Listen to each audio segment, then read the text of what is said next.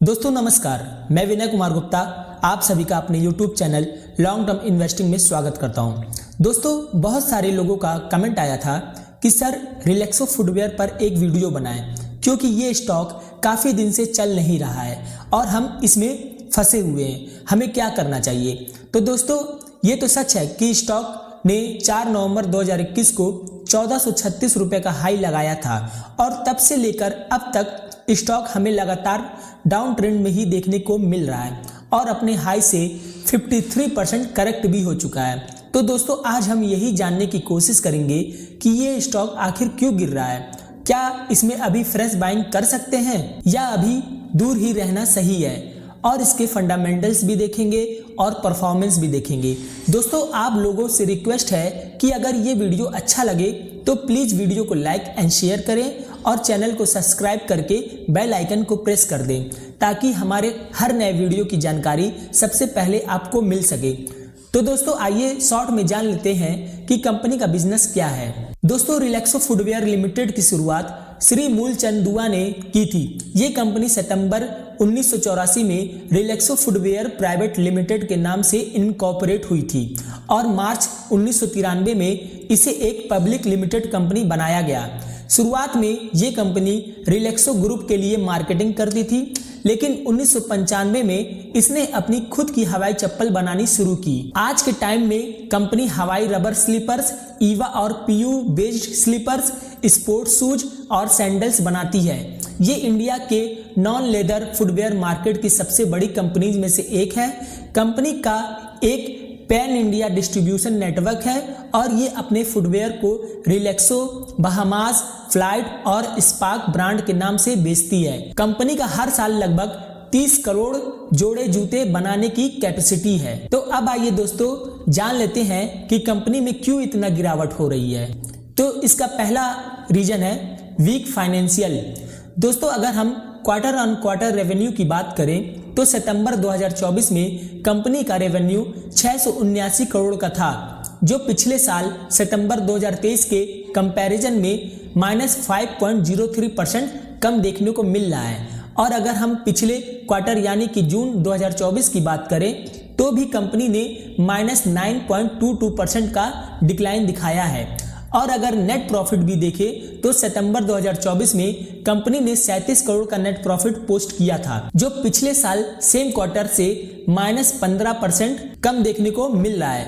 और पिछले क्वार्टर यानी कि जून 2024 से अगर कंपेयर करें तब भी -15.9% का डिक्लाइन देखने को मिल रहा है। दोस्तों रेवेन्यू और नेट प्रॉफिट के लगातार ना बढ़ने के कारण इन्वेस्टर्स का कॉन्फिडेंट इस कंपनी पर कमजोर हुआ है, जिसके वजह से ये गिरावट देखने को मिल रही है। Number 2, valuation concern. दोस्तों जिस समय इस कंपनी ने हाई लगाया था यानी कि 4 नवंबर 2021 को, उस समय इस कंपनी का पी 122 का देखने को मिल रहा था और ईपीएस 11.75 का देखने को मिल रहा था, क्योंकि उस समय बाजार भी इस कंपनी के ग्रोथ को लेकर बहुत ज़्यादा ऑप्टिमिस्टिक था। मतलब बहुत ज़्यादा बाजार को ये आशा था कि कंपनी यहाँ से और ज़्यादा ग्रो करेगी। लेकिन जैसे ही इनके अर्निंग्स में कमी आने लगी वैसे ही इनके स्टॉक में भी गिरावट का दौर शुरू हो गया।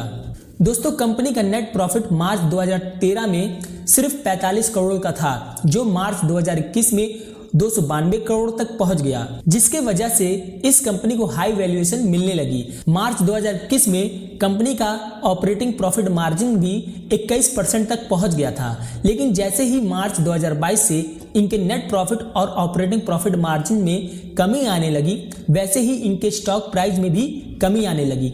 दोस्तों कंपनी अभी तक मार्च 2021 वाला नेट प्रॉफिट और ऑपरेटिंग प्रॉफिट मार्जिन दोबारा हासिल नहीं कर पाई है। Number 3, competition in footwear industry.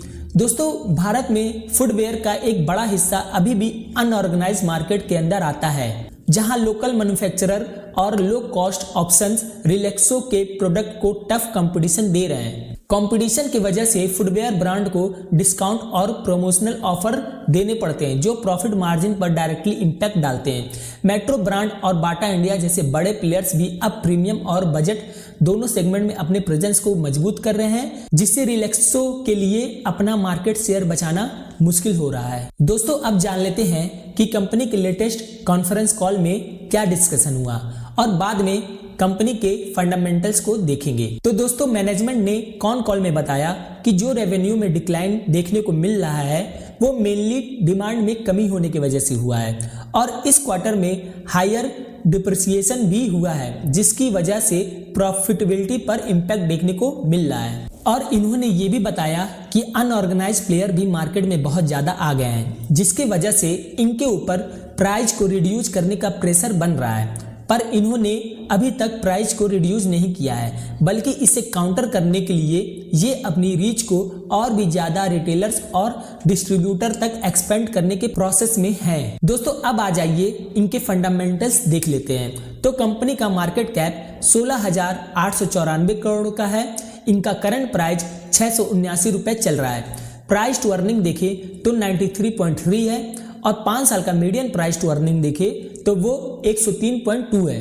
Price to book value 8.41 और 5 साल का median price to book value 13.3। इनका रिटर्न ऑन इक्विटी 10.5% है और रिटर्न ऑन कैपिटल एम्प्लॉयड 13.9% है। डेब्ट टू इक्विटी 0.11 और रिजर्व कंपनी के पास 1986 करोड़ का है। EPS 7.27, return on asset 7.77%, quick ratio 1.10, asset turnover 1.12, interest coverage ratio 13.6, peg ratio 32.4, profit growth CAGR 5 years का 3% देखने को मिल रहा है। अब देख लेते हैं इनका शेयर होल्डिंग पैटर्न। तो सितंबर 2024 में प्रमोटर्स का कंपनी में 71.27% था। FIIs का स्टेक 3.41% था। DIIs का स्टेक 9.98% था और पब्लिक का स्टेक 15.34 देखने को मिल रहा है। दोस्तों अगर मैं अपना ओपिनियन दूं तो मुझे शेयर होल्डिंग पैटर्न बहुत अच्छा लग रहा है। प्रोमोटर्स के पास भी अच्छा खासा स्टेक है। FIIs भी लगातार 3 क्वार्टर से अपने स्टेक इंक्रीज कर रहे हैं और DIIs भी अपना होल्डिंग लगातार हर क्वार्टर इंक्रीज करते जा रहे हैं। ये एक पॉजिटिव सिग्नल के रूप में हम देख सकते हैं कि कंपनी सही है। लेकिन अगर इस समय इस कंपनी के शेयर को बाय करने की बात हो तो मैं इस समय कंपनी की हाई वैल्यूएशन की वजह से इस कंपनी से दूर रहना चाहूंगा, क्योंकि जिस हिसाब से कंपनी की अर्निंग्स है उस हिसाब से इतनी हाई वैल्यूएशन जस्टिफाई नहीं कर रहा है। दोस्तों जब तक कई क्वार्टर्स तक लगातार कंपनी अच्छा परफॉर्म नहीं करेगी तब तक इनके शेयर प्राइस में हमें बहुत ज्यादा ग्रोथ देखने को नहीं मिलेगा। दोस्तों ये मेरा ओपिनियन है, आपका ओपिनियन इससे अलग भी हो सकता है। आप जो भी डिसीजन लीजिए अपने खुद के रिसर्च या किसी एक्सपर्ट के गाइडेंस में लीजिए।